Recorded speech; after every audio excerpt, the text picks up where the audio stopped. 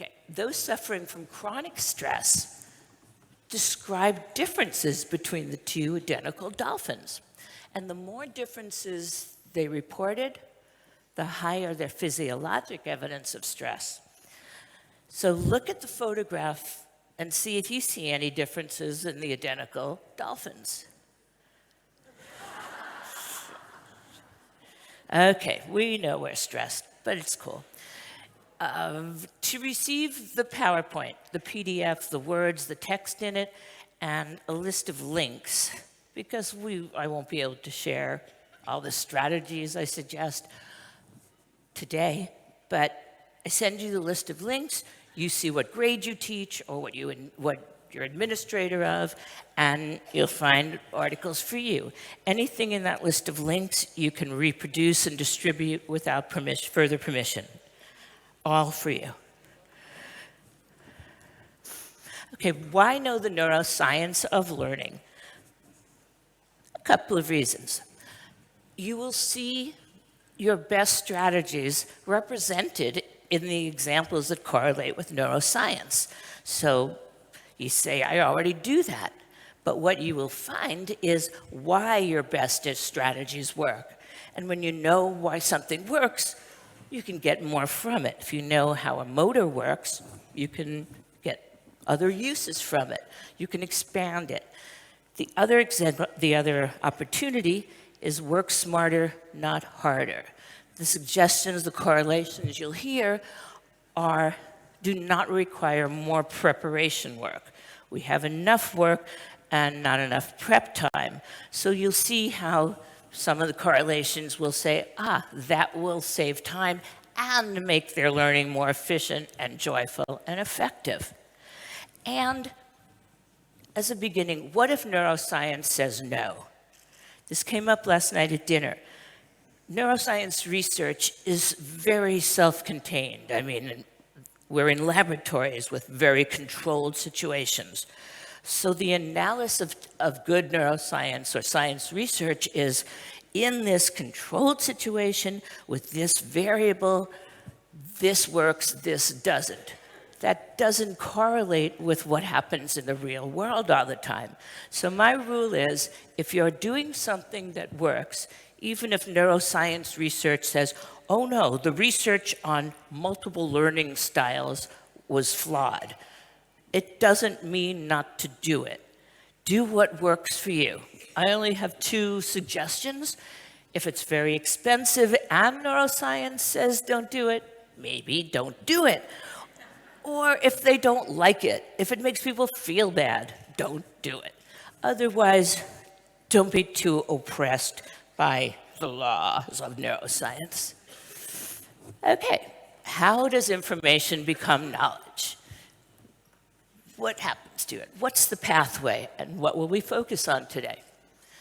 Every information that is to become knowledge or wisdom must reach the prefrontal cortex, that high-value real estate behind the forehead. Nothing will become long-term memory if it doesn't eventually get there. But where does information first enter the brain? Very far away from there, in the lowest part of the brainstem.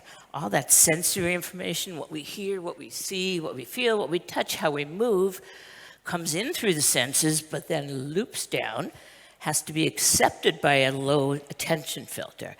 If it is accepted, it still doesn't go right to the prefrontal cortex.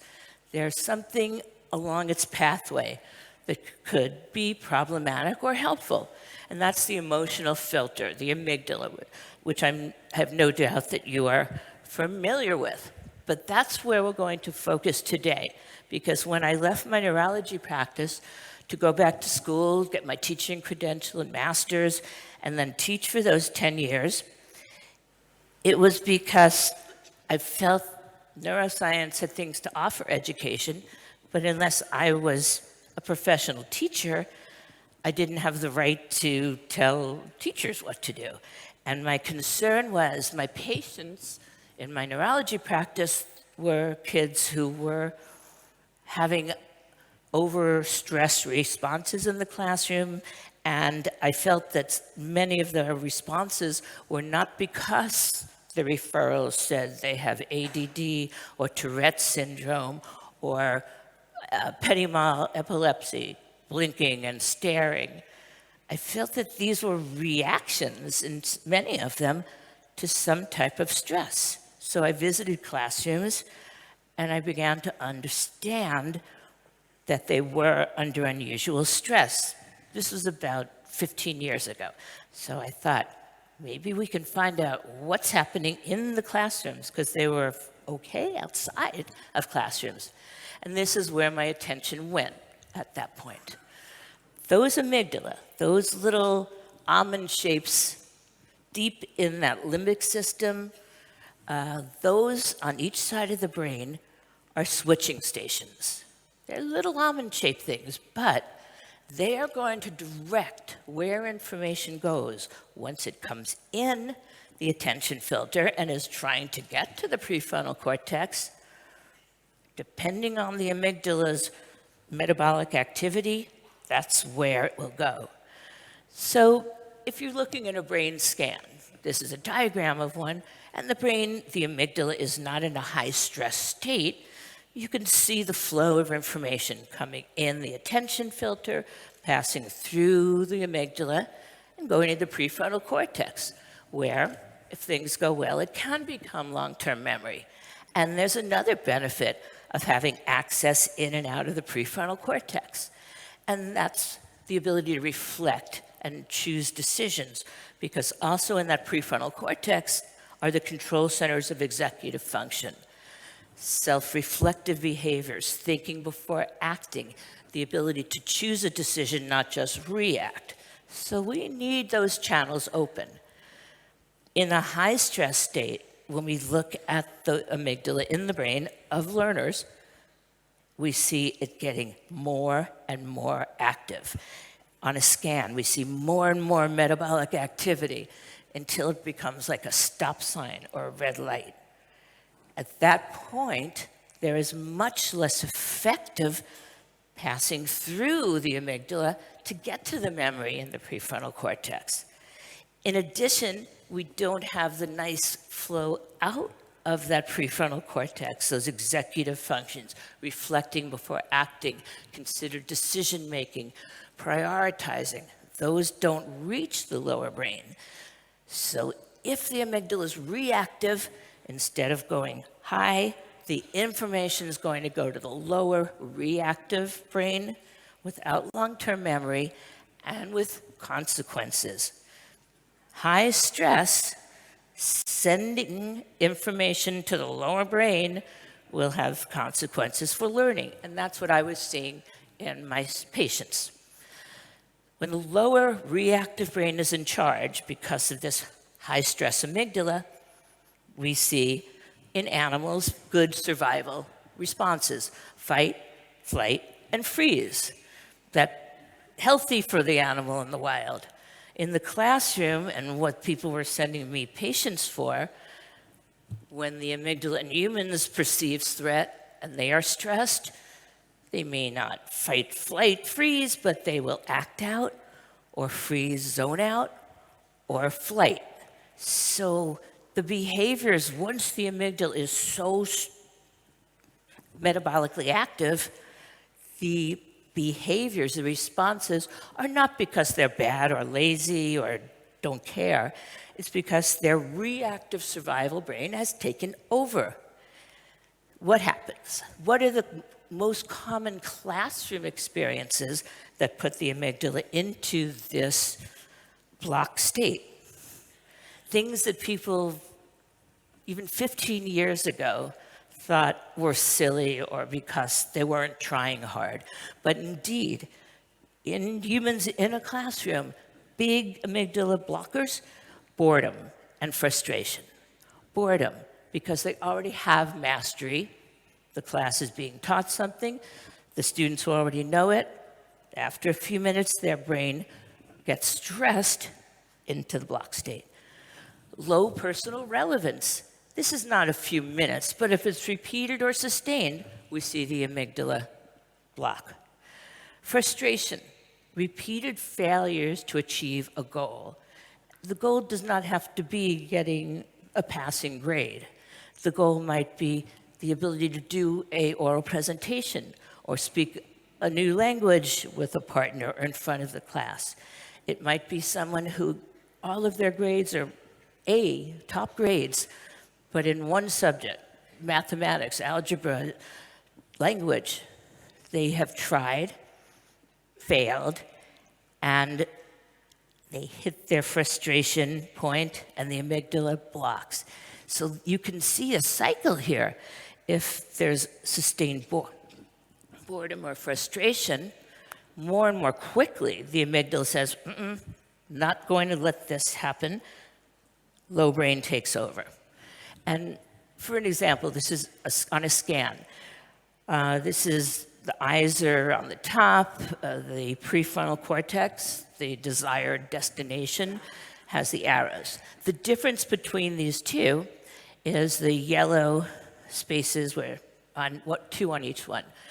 These are two sets of middle school students in an fMRI scanner. Everything that happens to them is in sequence. I'll only show you a final average picture.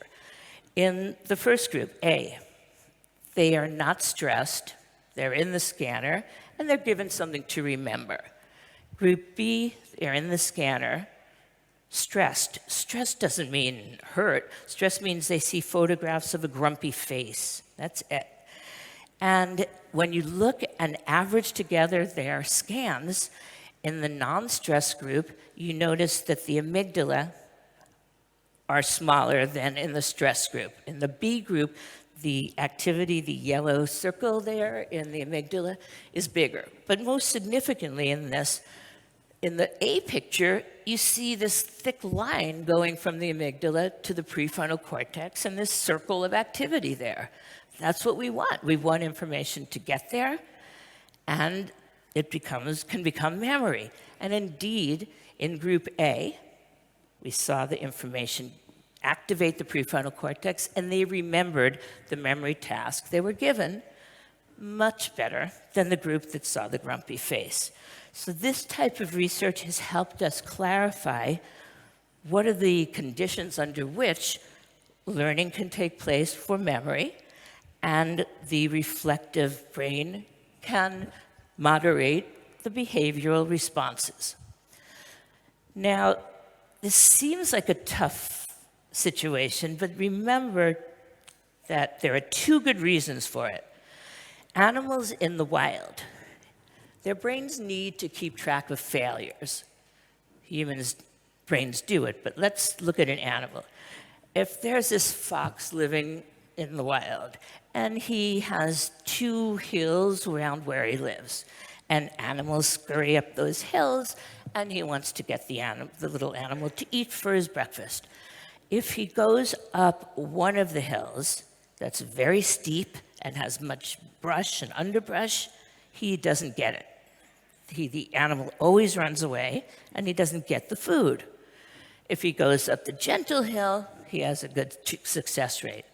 So nobody's giving him a report card or telling him to keep track, but his brain, just like human brains are wired, keep track of times when your effort fails to give you the result. So good for that fox's brain, because as he keeps failing on that steep hill, the brain stops letting him go there. He stops trying to go up that hill. And that's great for this fox because it survives. It stops putting out energy and effort to a place where it's not going to get the food. So the human brain has that system, doesn't need the grades to tell us, and that you'll hear more and have heard about that fixed mindset. So in humans, we still have the brain is keeping track of its trying something, effort, did it work or not? So our brain is programmed for survival to keep track of when effort toward a goal is successful and when it fails. And it's programmed over time, repeated failure to achieve that goal it will resist more and more and more, even when it hears about that opportunity. And we get that fixed mindset where no matter what you tell me, I know I cannot speak English. I know I cannot do algebra because I've tried it. So it takes more than just saying, oh, you can do it. Now, there's even another problem in terms of successful learning and the brain. Because the brain is programmed, good thing, for survival. And its survival needs are uniquely profound. It is high demand. There's no other organ in the body that has such high need for glucose, for nutrients, for oxygen. It can't store those things.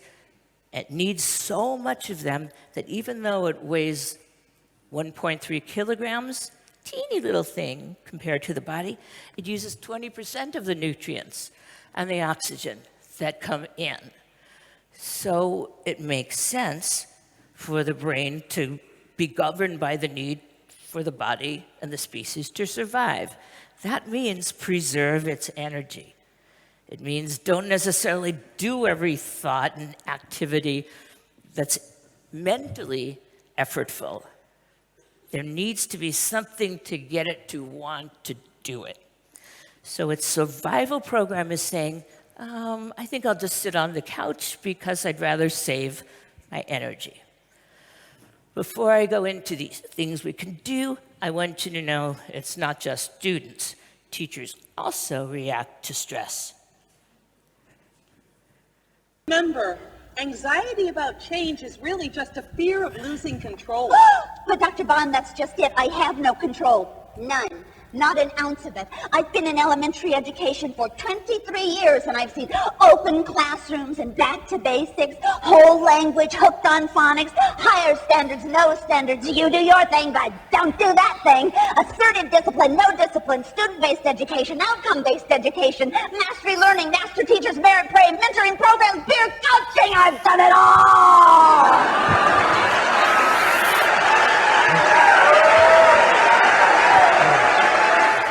Indeed, it would be funny if it wasn't true. And for those of you who are new to the profession, just ask someone who's been around. All those things were real. So let's intervene. Let's think of what we see the problem. Yeah, frustration, boredom, too much mastery sets the stage for stress. So to avoid that amygdala hitting that stop point, we want to keep learning going. Big ways to do it, I will only discuss one now, more later. Climate. Do they feel safe? The biggest stressor in animals and humans is perception of threat. Is somebody going to hurt my body, my feelings, my property? So knowing that that is safe in a classroom or learning situation is critical to the amygdala. The second one, skills of their own self-management, mindfulness, visualizations, things that learners can be aware of when they're very young. Oh, I'm feeling stressed now. That is a good time for me to think of my happy place. The awareness and tools to self-manage and knowing about the brain, when they understand that their brain will do that, and that it's not because they're bad or lazy, it's because their brain is protecting them and itself. So understanding when your brain goes into that stress state, you can do something about it, but you're not bad for doing it. And in your handout, you'll have links to articles I've written, simple, where you could just simply tell a learner, hey, the words are right there. You could read it, but better not to, that there is a place in your brain that when it perceives threat, stress, even boredom or frustration, it will cause these reactive responses. And here's things we can do about it. The one we'll focus on for the time we have here and this afternoon, instructional strategies for engagement of all students. Because if it's the boredom and frustration issue, If it's too easy, if they have mastery, we see that that sets the stress button getting hotter and hotter. Yet if it's frustrating and they feel that failed at it before, once again, their stress signals will go up. And in the same classroom, even with 10 students, depending on the topic or how they're feeling that day, some students will understand quickly, some will not understand and be anxious because it's the topic they are anxious about, and some will be just right. So it's the Goldilocks zone that every brain needs. Not too easy, not too hard. Let's look a little deeper into that.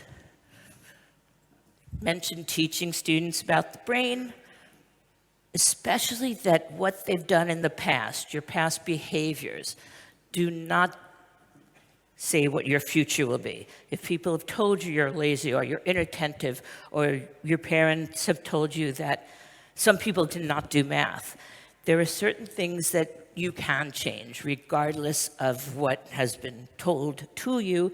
You can change your future. You can reprogram their brain.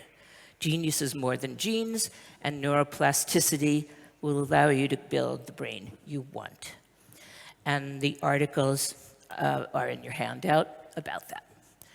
Okay, so recall that survival program. The brain has limited resources. It's going to resist effort, especially if it doesn't think that the mental effort will achieve the goal. We do have, the brain does have, a system for intervention on that. To get the brain to resist its programming of, I'm just going to sit here because if it's not for survival, I'm going to keep my resources. It has a pleasure reward system. So that takes us on a little dopamine detour. Dopamine is this neurotransmitter. It's also a brain bathing solution. Most of us think about it as one of those neurotransmitters that carry information across a synapse from the nerve from one axon to the next dendrite. And when it goes across the synapse, there are these little boats, serotonin, acetylcholine, norepinephrine, and that is true. That dopamine does that. That's not where we're getting the dopamine to pump the brain up.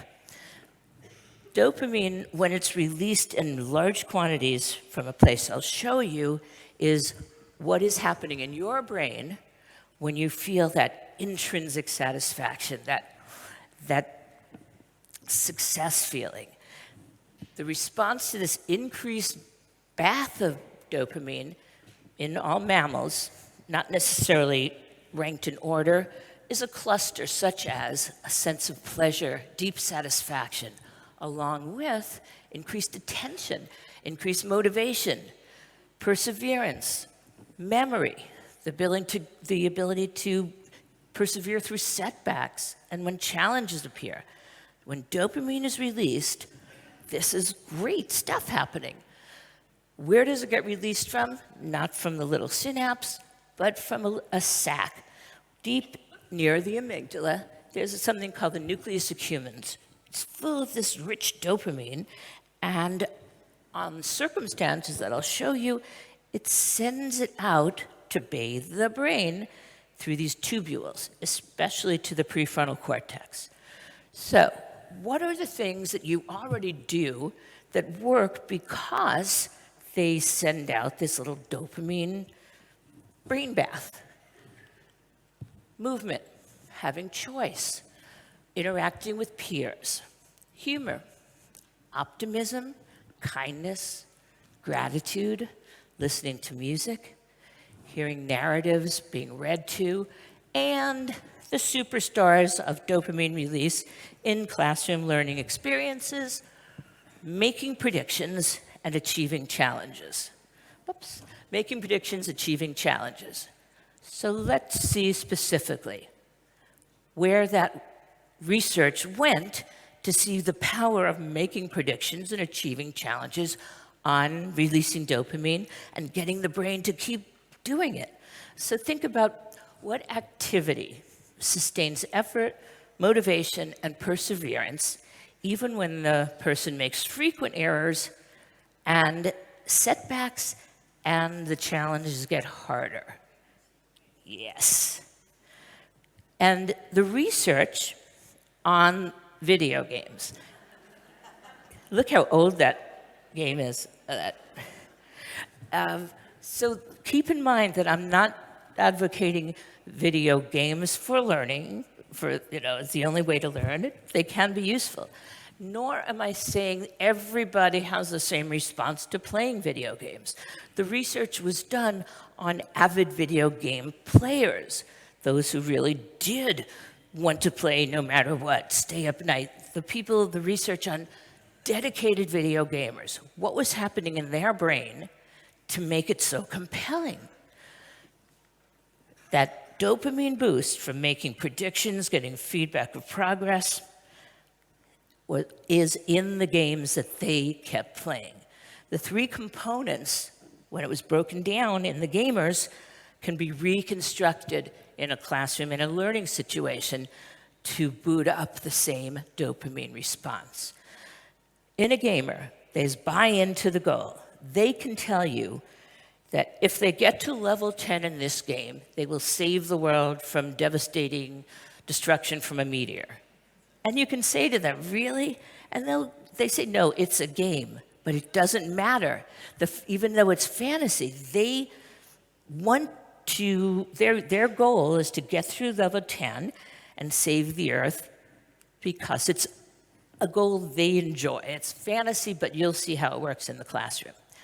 Now, look at the dopamine boosters, the two biggies, making predictions and achieving challenges. So let's see in the video game what's happening. Predictions and having achievable challenge with frequent feedback. Okay, first the prediction part. When they're playing the video game, everyone starts at level 1 because the game doesn't know what they already know. They start playing the game, and at level 1, there's a task they have to master. And as soon as they accomplish the task, whatever it is, they go right to level 2. They don't have to wait for anybody else in the world to catch up. If they have level 2, they go right to level 3. They are not at the boredom level because they keep progressing as they show mastery. The same is true for someone at level 1 who's taking a long time to master the task. The game doesn't say, you are the slowest person ever. So they are at their level of two things, achievable and challenge. Now, predictions. Finally, they're at their level, they place right at level 3 after a few moves. Level 3, the brain says, okay, I don't already know this, but I see how, with practice, I could do it. So I don't already know it, meaning that it's a challenge. Achievable, I see how I could practice and do it. What is the practice? They make a prediction, a choice. They don't know something. Maybe they should aim their target or aim their apparatus up. Maybe they should switch the order of the letters in a code. They try it. They make a prediction. They get feedback immediately. Nope, that didn't work. Up to 80% of a video gamer's choices at their level of achievable challenge mastery, up to 80% are incorrect when they start. So how come they don't just say, oh, I'm just stupid and walk away? Because the situation is such that feedback is immediate, there's no embarrassment, there's no negative consequence, and they know they get another chance right away. So with that state of mind, instead of feeling, oh, I'm stupid, they say, okay, I get another chance. What can I learn from my mistake? Maybe I was too high, maybe I was too low. So the feedback is helpful, and they get to make another prediction. So they make a few moves, they make a prediction, it works. Here's a nice bath of dopamine.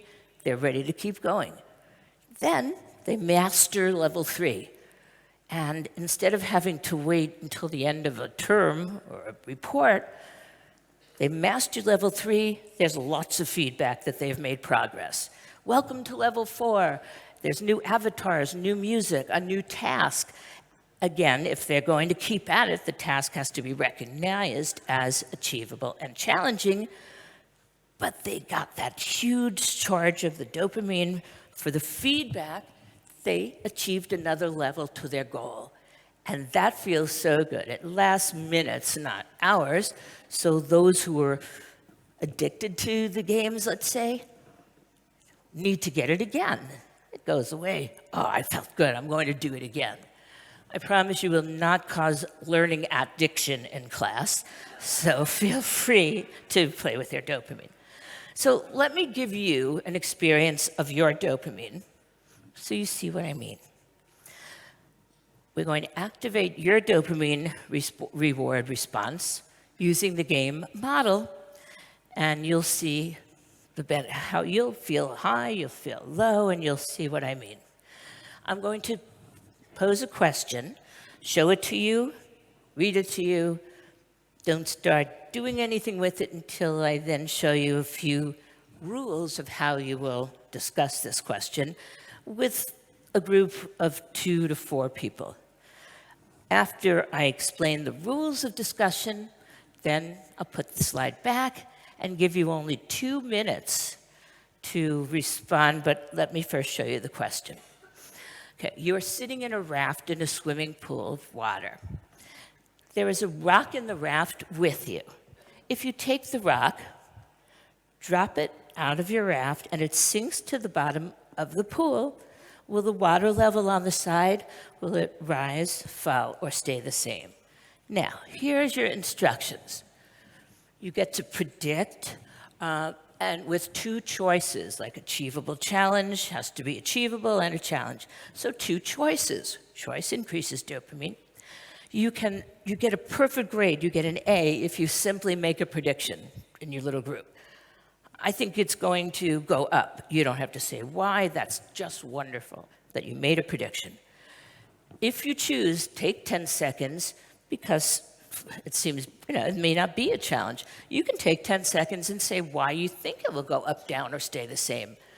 But you cannot use formulas, specific math terms, science terms, the names of people, Greek people, off the table.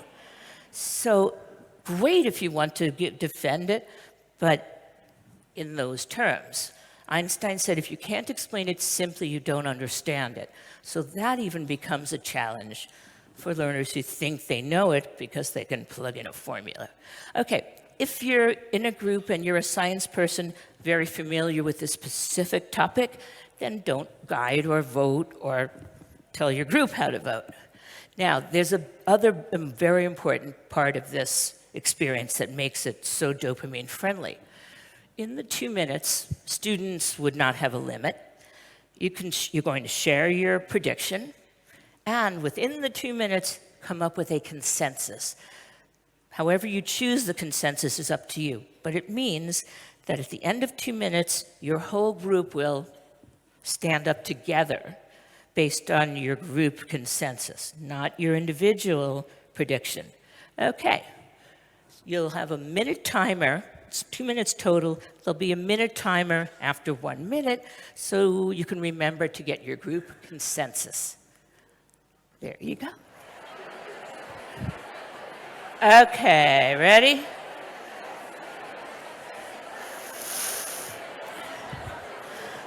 Okay, let's start. Let's start with this. I told you this was going to let you experience the dopamine effect. So the first part, was it an enjoyable discussion, considering for some of you it was physics, something, if you knew you were going to be asked to discuss physics this morning, you may not have come here. But it was enjoyable, at least it was okay. Now, we'll talk about what happened to your dopamine, why it was okay, after we see some more dopamine for you. Okay, you're going to vote by standing up as a group. Nobody should be standing up by themselves. It's your whole group, no matter what. If you disagree with your group, okay. You all stand up. Ready for this? And remain standing until I ask you to sit and look around after people stand. Okay, ready. The group consensus that the pool's water level rises. Please stand and look around at the groups. Okay. Excellent. You may sit.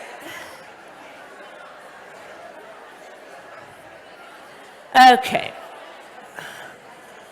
The pool's water level falls. Consensus groups, don't be shy. The pool's water level stays the same. Wonderful. Look around. Have a seat. Excellent. You are honest. Okay, perfect. Watch what happens next. Watch how cool this is. Watch. Regardless of whether, I know some of you in the group predicted that it would fall, but watch how cool this is. Regardless of whether your prediction was right or wrong, do you want to know why? Yes. Now, isn't that awesome? You didn't like the physics, you got it wrong, and now you want to know what I have to teach you, assuming that's what I was going to teach you. Oh, so when I started figuring this out with the dopamine, I thought, oh, now I know this whole teaching business. I got it. I'm great. Until I took it the next step. You want to know why. Although your prediction, you want to know why. I'll show you why you wanted to know why, and I'll show you what went wrong with me teaching what I did wrong that you won't do wrong. Okay, the reason you were engaged, dopamine. The brain likes its dopamine. It really is, especially prefrontal cortex, knows things that have given it the dopamine bath in the past. So it wants to make predictions, it wants to achieve challenges. So you had that dopamine expectation. The brain knew possibly, it's a prediction, so I get a chance of getting my dopamine. And that's indeed what was set up. By having it be a group consensus, not having to stand up individually, mistake fear, not a problem. I'm standing up with other people. So the discussion was also achievable challenge. Brain knows that's going to get it some dopamine, but it can't be too easy or too hard, or it's frustrating or boring. So you had a choice that I emphasized. It was great, perfect, fine to just make a prediction. Water level up, down, the same. Or if you had that mastery, and that would have been boring, you have the opportunity to choose to explain your prediction. But you would do so in a manner without using words like volume or area or kilograms, so that you, who had some more mastery, got to really think about your understanding and say it in those terms, and other people in the group who didn't speak the language as well or had not taken the science before are hearing what you're saying in simple terms. So it's not, oh, I don't know what they're talking about. So achievable challenge with the group situation, your choice of detailing your reason or saying it. Okay, that was what was making it good, your dopamine expectation.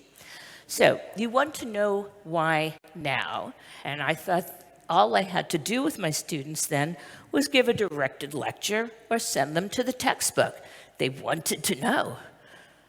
Okay, let's see if your attention and motivation are sustained when I send you to the book to which I sent them. Here's what it said. The water level falls. The rock in the boat displaces an amount of water equal to its weight. At the pool bottom, it displaces water equal to its volume. Because the same volume of water weighs less than the same volume of rock, the rock displaces less water, so the water level falls. Okay, really, do you still care? Nope, and neither did they. Sending everybody to the same level of lecture or textbook, Yeah, there's some of you, even with you. If you had a background in science and this was familiar, then your brain said, yeah, I'm going to read that again, or, oh, now it's coming back. But it's not for everybody, one size. And that's not just a problem because they won't know it for a test, but indeed, raise your hand if you ever took a physics course. I'll never call on you, but just put your hand if you ever took a course in physics. Hey, lots of us, most of us. I took 2 in high school and college, and I'm sure I got A's, not because I'm so smart, but all I did was sit home and memorize. I was going to medical school, so I memorized anything they told me. In those days, if they teach it one way and you practice it that way, they'll test it that way, and you get the A. Did I ever understand it? Not really, because I made up this question, and I had to relearn it to prepare this question. So the problem is we never really learned it, even with the A on a test. Here's where our intervention needs to be to keep that dopamine achievable challenge going beyond their wanting to know why. Steve Krashen's even Krashen with foreign language learners described incomprehensible input. If, just like a video game model, if the challenge either of a lecture or the textbook or the video game is perceived by the brain as not achievable, I don't see my route to mastery here, the effort, just like the fox going up those hills, is not sustained. The brain said, I'm not going to waste my limited resources on this. It is not possible for me to master that. It's just too hard. And I was interested, but now not so much.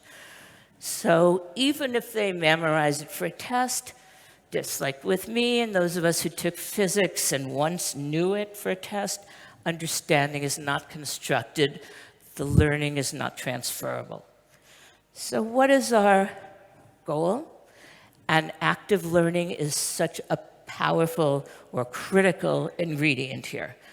If we want to lower the barriers, not the bar, for reaching mastery among individual learners, we need to put them at the control center of how they're going to reach mastery.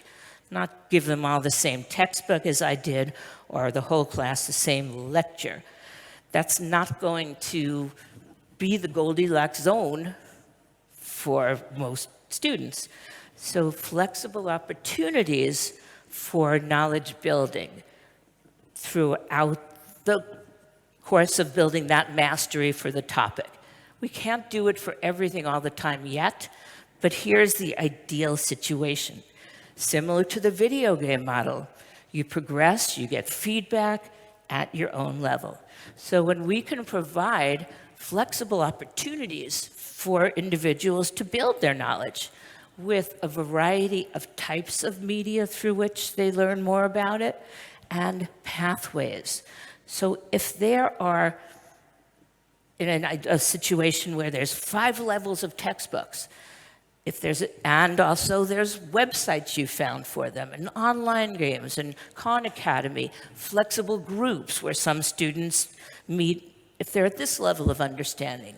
As they're building through their pathway, their understanding of that physics, they're getting feedback along the way and making choices. So someone will see, you label these, it's not a secret. If you have 5 levels of video links, website links, textbooks, they're labeled 1 to 5. It's not a competition. Each student's on their own pathway, and they can choose where to start. Letting them know that at the end, you will all reach level 5 mastery, as demonstrated in being able to understand explain the information as it is at level 5 book or description. You will all get there. How you want to get there is your choice. So they can start, I like video, I like websites, interactive, I'll go there. I went to level 3. Hey, I really understood that. Now I'm going to go to level 4 reading, or start at level 4 reading. Oh, did not understand that. I'm going to level 2 Khan Academy or flexible group with the teacher. So each student in this ideal situation helped by technology and background planning of these units over time, not tomorrow for each lesson.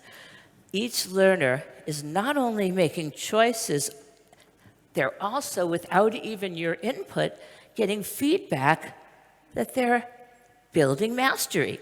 Because, oh, I was at level 3, now I'm at level 4.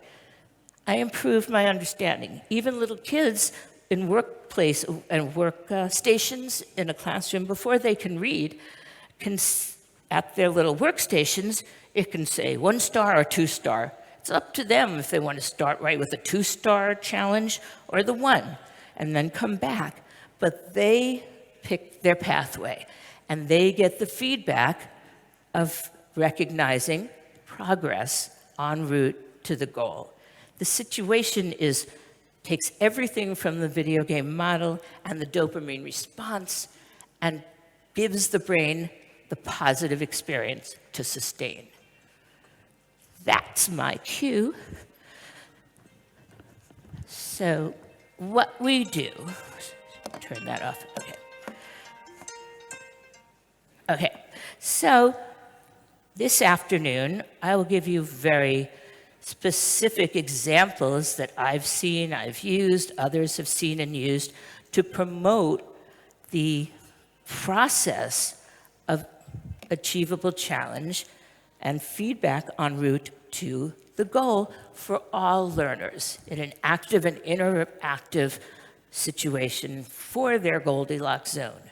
The outcome being that whatever level they're going for, they achieve challenges, some faster than others, some different routes than others. But that system, especially for the fixed mindset, oh, I can't do that, with these opportunities, they will do that. And with the feedback ongoing that, yes, I am making progress, they're going to, like the video game, want to do it more. Because when they get the feedback they've made progress, their brain says, I like that dopamine, I want to go again, like the video gamer, I want to play again. That's what is going to happen when they, at their individual level, get feedback of incremental progress. So with those experiences, with variable pathways to learning, that growth mindset, the re-evaluation, the re-recognition, my effort and practice do increase my abilities. Then you begin that growth mindset of persevering in the face of difficulty, being open to trying new strategies, taking on challenges. I'll conclude by saying teaching isn't brain surgery, it's harder. And having done both, brain surgery, yeah, that's a big deal, but you're doing the same thing over and over. And before they let you even do more than hold a retractor, it's years of observing. Once you're in there doing it, there's only one thing you're paying attention to: where to cut, where to sew. Not with learners. When you're in a classroom, having done the both, in a classroom, every moment matters for every student, and it changes from moment to moment. How are they feeling? Who are they sitting next to? What happened at lunchtime? Are they hungry? Are we getting to a topic that they feel nervous about? Every moment. The need to, we see how we could, individualize. We see the minute-to-minute decisions and opportunities. We see their faces, their puzzlement or their joy at figuring something out. But here's the problem. There's a newspaper in England, The Guardian, I write for them at times, and they once said to me, we need an article from you about why teachers get the least sleep. I said, well, it's not really neuroscience, but I'll give you anecdotal experience. You get home from a day of teaching and you remember the face of someone who got something or someone who was frustrated, but you couldn't acknowledge them or respond to them at the time because there were other students who were more noisy or more frustrated.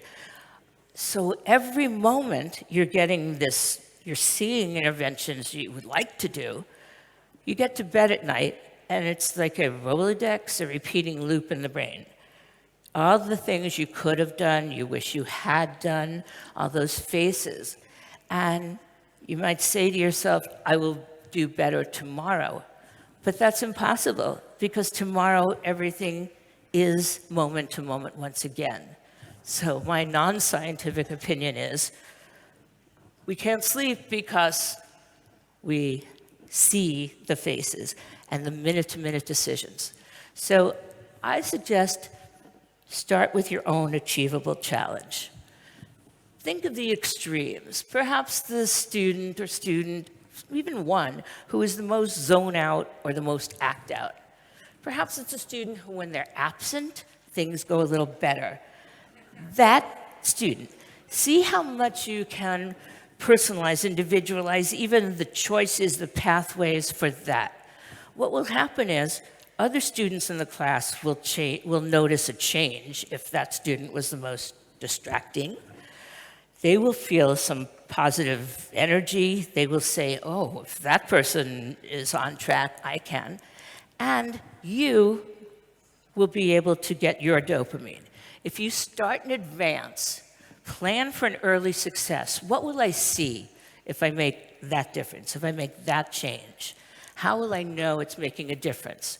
Because otherwise, it'll be so hard to keep going day after day. You need the feedback it made a difference. When you're starting with something achievable, recognizing the difference you made, that will sustain your dopamine to go to the next step, student, or progress. I'll end with a video. What is achievable challenge in general?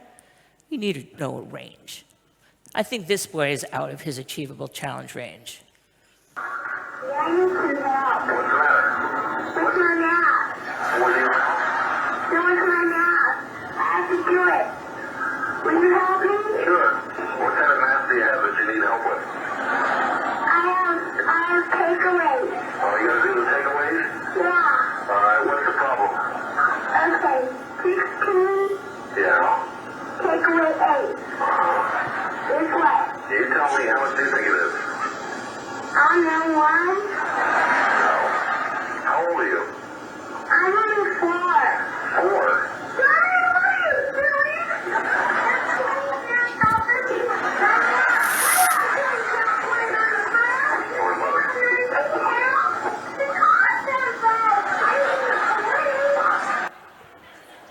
There you go. Thank you.